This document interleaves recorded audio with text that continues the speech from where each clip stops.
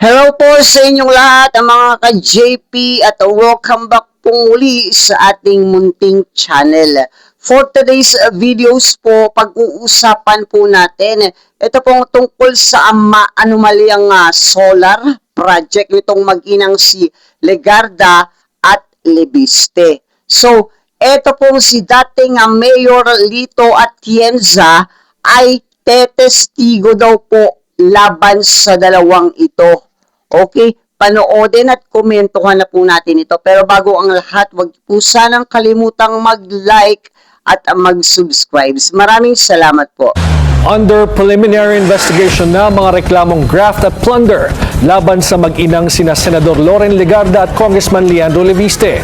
Kaugnay yan sa umano'y 10 billion peso ghost solar projects. Pinabulaanan na ng kanilang kampo ang aligasyon at sinabing paninira lang ito sa kanilang integridad. Kaugnay ng balitang yan, nakakausap natin si dating Buhay Party List Representative at Manila City Mayor Lito Atienza. Magandang gabi po. Okay, dito tayo para makita naman si Congressman Atienza, good evening po sa inyo. Oh, good evening. Good evening. Alright, Congressman, seems like magiging key witness po kayo sa graft at plunder investigation laban kina Senator Loren Legarda at Congressman Leandro Leviste. Nakuhanan o nagbigay na po ba kayo ng affidavit sa Ombudsman? Wala pa po. Okay. Pero kung tayo yan, ay papayag po ako sapagkat gusto nating maayos ang ating gobyerno, pakinabang ang bayan. Kahit Yung solarization project ni Loren at yung kanyang pamilya ay talaga. So ito, yung ghost electricity na kung tawagin po nila, ayan, parang ghost project po. Ayan. Legarda Leviste plunder complaints under preliminary investigation na po ito. Tapos, idadala po ata ito sa Sandigang Bayan, parang katulad po sa nangyari dito kay Senator Marcoleta at Jinggoy Estrada.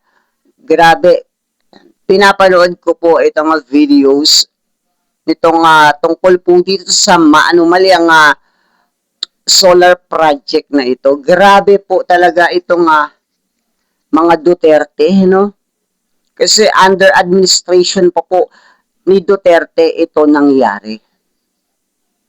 So, grabe po yung kanilang pag-iisip. Grabe po nilang nililito yung taong bayan nung nakaupo pa po itong si Duterte. Nililin lang po nila yung mga isipan ng taong bayan. Ang ipinakikita nila ay ito pong si Duterte, matapang, I hate drugs, pero siya naman pala yung nasa likod ng pinakamalaki or pinakaulo ng lahat ng mga drug lord. Palabas lang po yan na kunwari, I hate drugs, wag mong subukan, masisira ang buhay mo. Di yan totoo. Siguro nag-aral po ito no? ng pag-arte.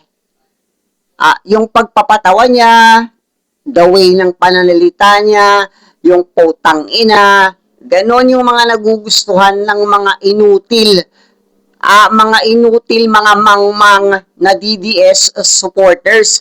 Yun po yung gusto nila. At palagi po nilang sinasabi na nung administrasyon daw ni Duterte ay napaka-safe, walang krimen. Putang ina, walang krimen. Araw-araw may balita, pinatay ng laban. Ilang libo namatay, walang krimen. Mga tanga ba kayo? May mga bata pa nga na napagkamalan. Meron pang baby na nadamay sa putang inang walang kwentang panloloko na yan sa war on drugs.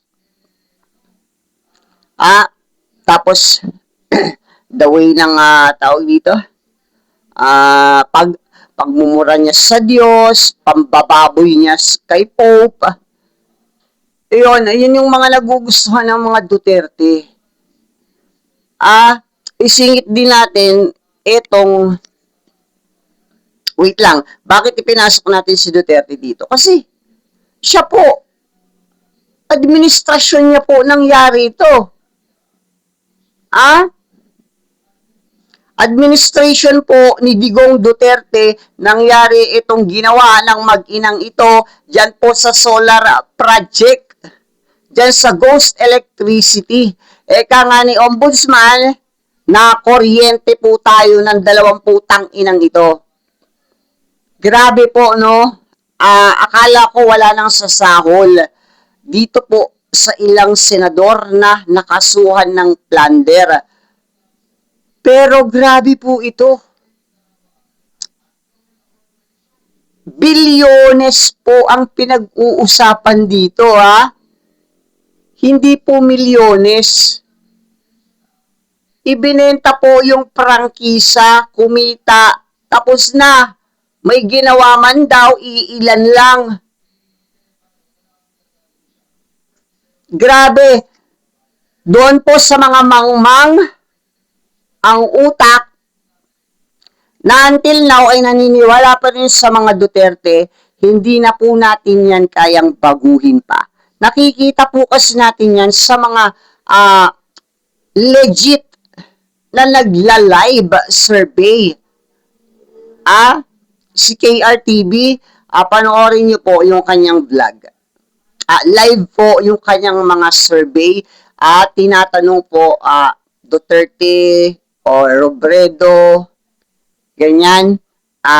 Pagpalengke nagtanong, mga ano yan, Duterte ang mga mas marami ang bumoboto. So, pag tinanong na nitong si KRTV, magbigay po kayo ng isang magandang nagawa ni Vice President. O anong isasagot nitong mga Duterte supporters? Wala pa po akong alam wala pa po akong natatandaan. Pero basta Duterte po kasi kami. Ganun po yung mga sagutan nila. Pero tignan nyo po yung mga interviews ng mga estudyante. Grabe, ang lalalim ng mga sinasabi nila. At hindi po sila pabor dito talaga kay Sara or sa mga Dutertes. Grabe po yung pagnanakaw na naganap nung panahon po ni Duterte. Hindi ko na sasabihin gumising kayo. Talagang hindi na po kayang gisingin ang utak ng isang mangmang.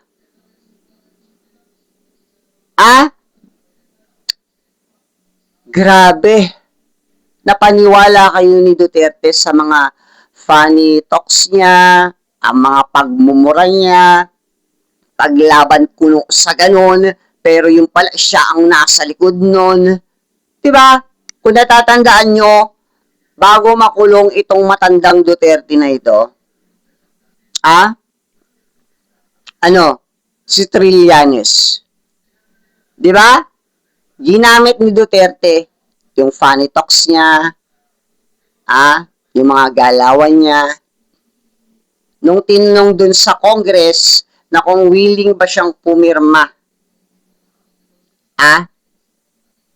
para mabuksan yung kanyang mga bank accounts. Waiver. So, matagal na pala yung pinapipirma ng waiver. Hindi po pumipirma. Nang develop lang daw po. So, nung na-corner siya doon sa may Congress, sabi nung isang congressman doon, willing po ba kayong pumirma ngayon sa waiver para makita po natin ang inyong mga accounts? Ganyan. Anong kapalit? Sabi niya. Sampalin ko sa publiko si Trillanes. Ayun, ganun yung mga galawan niya. Pero hindi niya pinirmahan yung waiver. Napikon siya kay Trillanes kasi nga na-corner siya. Hindi na umuubra yung mga funny talks niya, mga pagmumura niya, yung mga style niya. Magbigti ako, magbigti din si Trillanes. Pero hindi niya sinagot Yung about sa waiver na pipirmahan, papaluin pa nga ng bangko itong si Trillanes, sabi ko nitong matanda na ito lo mo, kaya nauso yung lo mo Kaya sa inyo pong mga putang inang mangmangang utak, magalit na kayo, bahala kayo sa buhay nyo. Kasi marami kami na minumulat yung mga isipan ninyo sa katotohanan. Pero wala, hindi po Panatiko po kayo Kumbaga, kung may idol po kayo na isang artista, ay mga Korean heartthrob, kahit may malaman kayong mga issues ng mga ito, panatiko pa rin. Ganun po itong mga supporters ng DDS. Grabe, tuloy na natin to. Pasensya na, masyadong naging mahaba yung pag-front natin dito sa Duterte. Kasi nga, administrasyon niya po ito nangyari. Simula pa, duda na ako. Kaya kinakontra ko yan sa floor, outside of Congress, and I was pointing out, I see a basic fundamental issue na talagang ito'y shades of a scam. Oo, naalala nga namin, Congressman, na isa kayo doon sa 15 lawmakers na tumutol dito. Pero nauna nyo na nga pong sinabi na personal na naglabi sa inyo si Senator Loren Legarda para bigyan ng prangkisa ang solar para sa bayan na pag-aari ng kanyang anak. Naalala nyo po ba? Ano po yung inalok sa inyo, Congressman? Kung naaalala nyo pa. Ako humingi siya, magkita kami. Magkaibigan naman kami. So pumayag ako. Nung nagkakape kami, sinabi niya, tulungan mo naman yung anak ko. Sabi ko, Senadora, masyado ng halatang-halatang quick money lang ang hangad ng anak.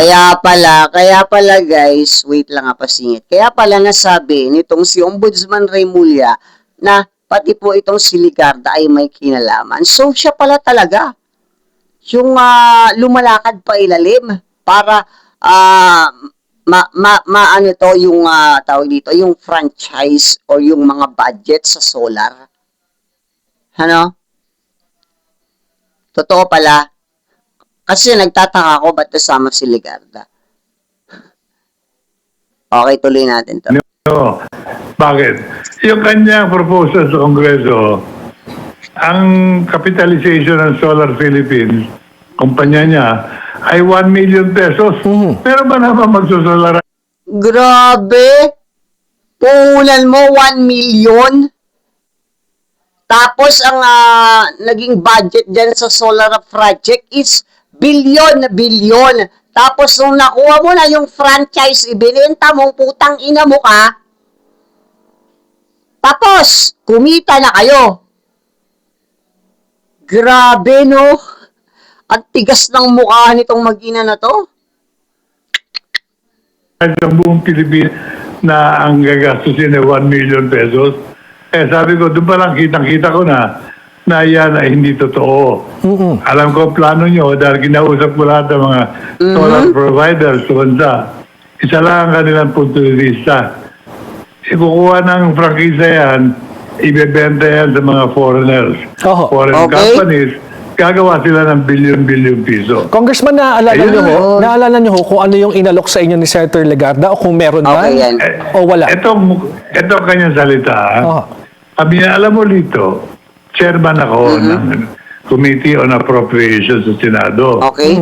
I can help you with the 10 million peso fund. Tutulungan mo ang anak ko. Nagbibigay ng maleta. Kaya okay, tama po pala talaga itong desisyon para isama itong nanay ni Libiste na makasuhan ng plunder. Siya pala ang lumakad at nagbigay ng maleta. Daming pera. Tigas ng muka. Di marunong mahiya. So, deserve nyo kung ano yung mga nangyayari sa inyo sa lahat ng mga dumikit at kumampi sa mga kawalangyaan nitong Administrasyong Duterte. Ngayon na kayo pinagbabayad ng karma. Sunod-sunod kayong na bubuniyag ang mga baho niyo, sunod-sunod kayong nakakasuhan, mga demonyo kayo. Karma na. Nagpepiesta na po ang karma dito po sa mga kasapi nitong mga Duterte na ito. Okay guys, ano pong masasabi nyo sa ating videos ngayon? Pakilagay na lang po ang inyong mga komento dyan sa baba. Ayan, babasahin po natin at sasagutin isa-isa. Maraming salamat po. Have a good day.